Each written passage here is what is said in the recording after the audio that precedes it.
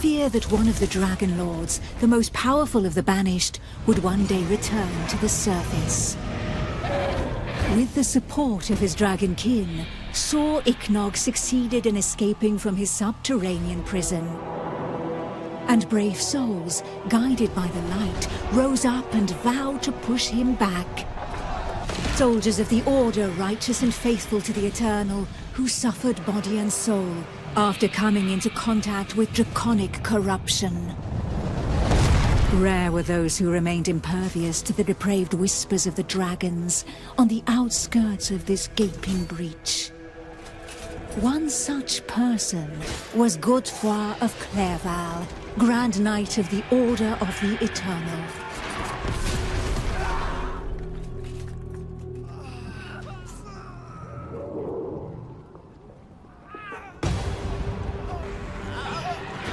The voice of the Dragon Lord blighted people's spirits and petrified their bodies, instilling terror and madness into those who heard it. Never before had a breach so vast been rent between the two worlds.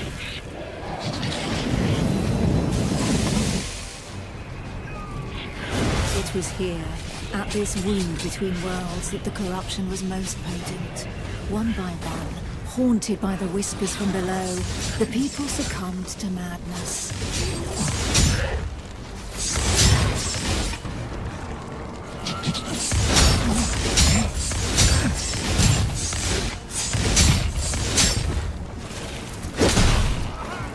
I need time.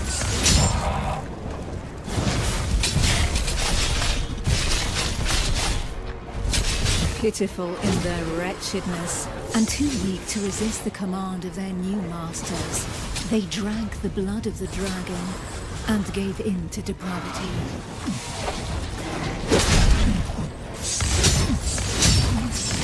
I have no energy left. Thus enslaved, they were twisted into ghastly monsters, mockeries, dragonkin.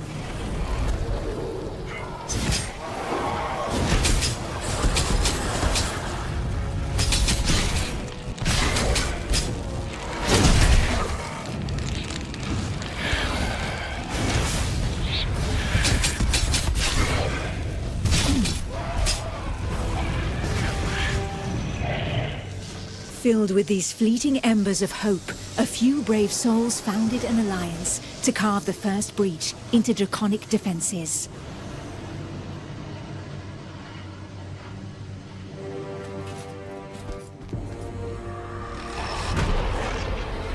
Here, the Dragonkin's power was strong. It fused our world with that of the Banished.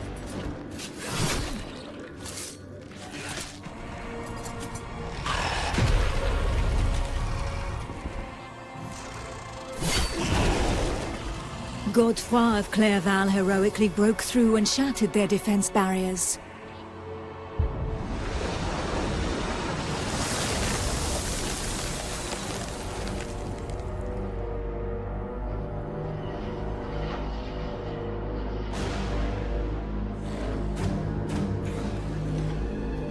This act of bravery, a feat of the righteous alliance of men, allowed me to lend aid to the Knights of the Order of the Eternal.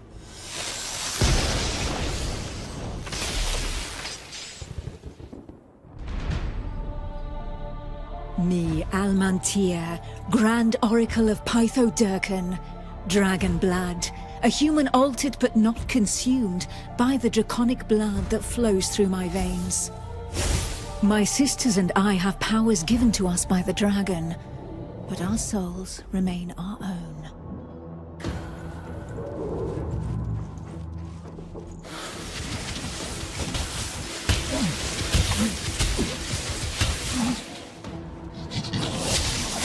Powers need more time. Neither dragonkin nor entirely human, and afforded extraordinary abilities by our forebears.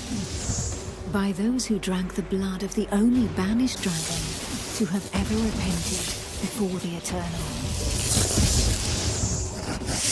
I need to catch my breath.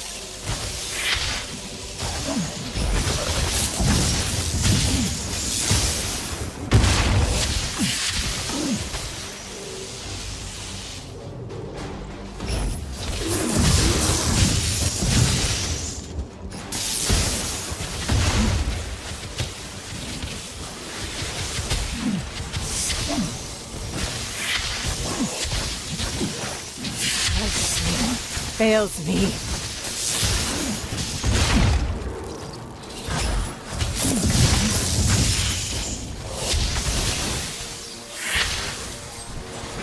These few drops of draconic blood connected our thoughts to those of the dragons. Getting ready. With that understanding came a vulnerability. We soon learned that we were at the mercy of their whispers. The voices threatened to consume us, with no hope of salvation. Our civilization fell alongside the blue dragon Piper Durkin, forcing us to live amongst men in the city. Closer to the breach made by Sir Ichnog, Godefroy, fighting fire with fire, confronted the draconic hordes.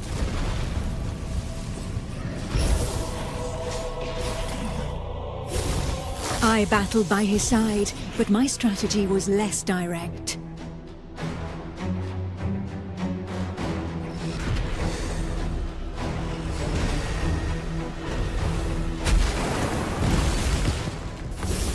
My draconic power allowed me to open up a passageway for the men of Nurogard, all of them prepared to make the ultimate sacrifice to save what remained of humanity.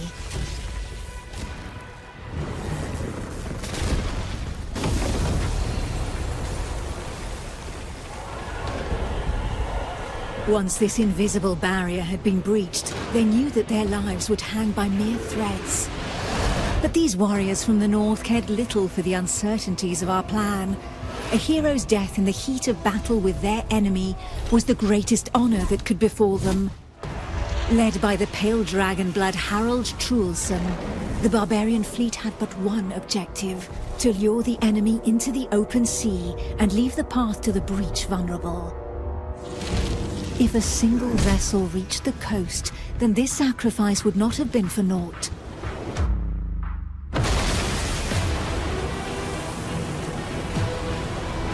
Harold Truelson reached the hostile shore and avenged those fallen from the Toriel clan.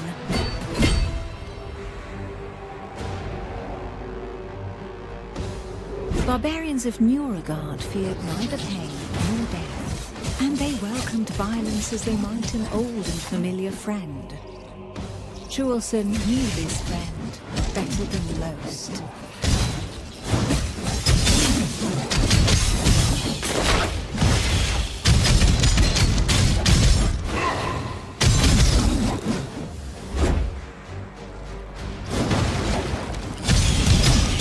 A select few, highly trained clansmen, risking their lives in the process, had successfully imbibed the pale dragon's blood without succumbing to the corrupting voices.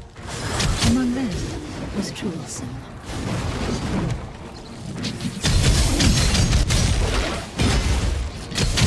Not yet. We must prepare. To become a dragon blood barbarian, he paid the ultimate price and cast away a portion of his humanity. In exchange, he received draconic powers that he put to use for the Toriel clan, the Eternal, and humanity at large.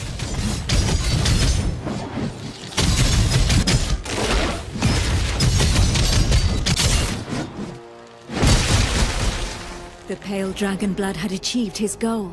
The Alliance's plan, as unlikely as it was to succeed, could run its course.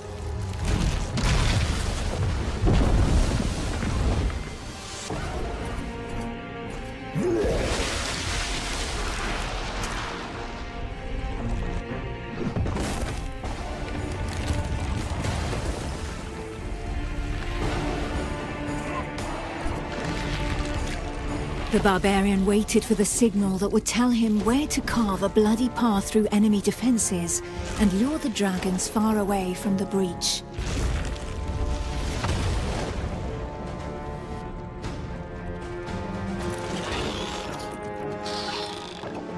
The Kongirati nomads, every bit as proud and as fearless as the warriors from the north, joined the alliance of men to help push back Sir Ichnog, the Crimson Dragon.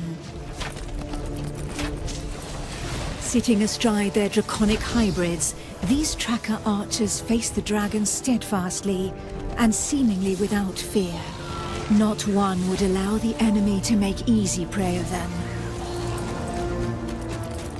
Hides, wings, teeth, blood. For the Kongarati, each draconic monstrosity was not only a threat, but also a quarry from which they could gain valuable resources.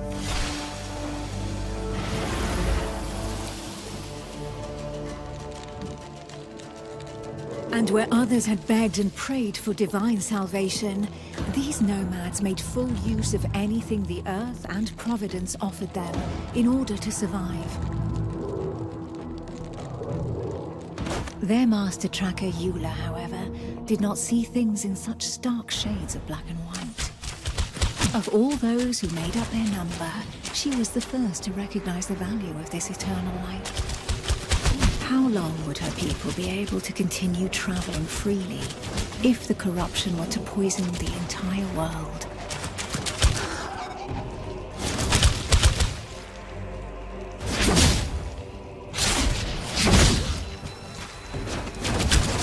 My strength fails me.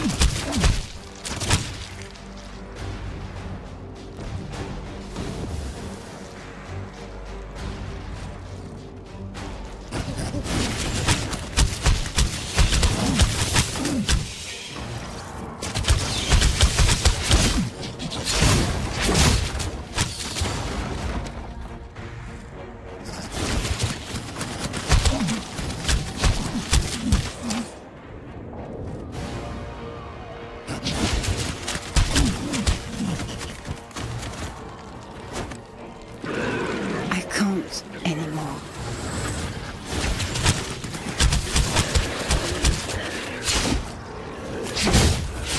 To seal this union, the Order of the Eternal entrusted her with one of their most powerful relics, a single, glimmering scale of light. Each champion had one, and the power of their light would be needed to push Sor Iknog back into the shadows.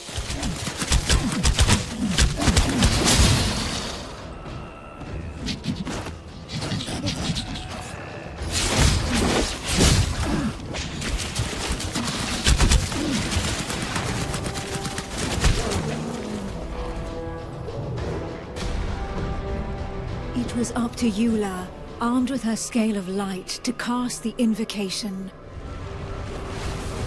She would then know whether she had been right to put her trust in the Order and in joining the Alliance.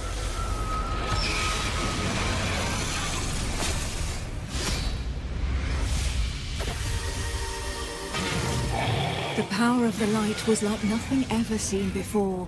We heard the Dragon Lord howl into our minds, racked with pain and rage.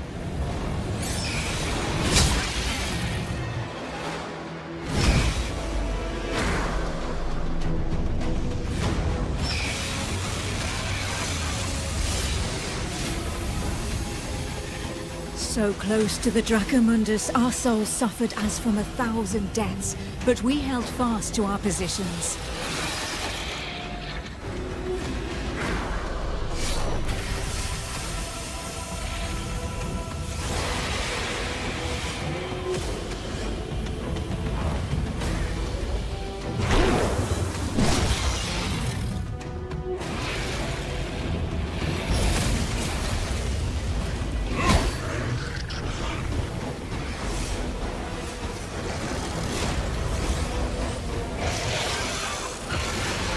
Inch by inch, the divine light pushed the corruption back into the breach.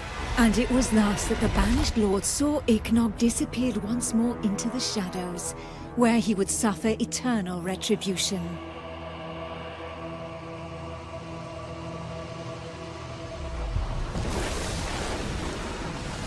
Once calm fell, we were all that was left, the sole witnesses to the feat accomplished by the Alliance of Men. But more than ever, we knew that the taint of draconic depravity still festered in the depths of the abyss, impatient to break free once more. Thus, from the union of men and their allies that stood together in the face of the draconic threat, an elite corps was established within the Order of the Eternal, the Dragon Hunters.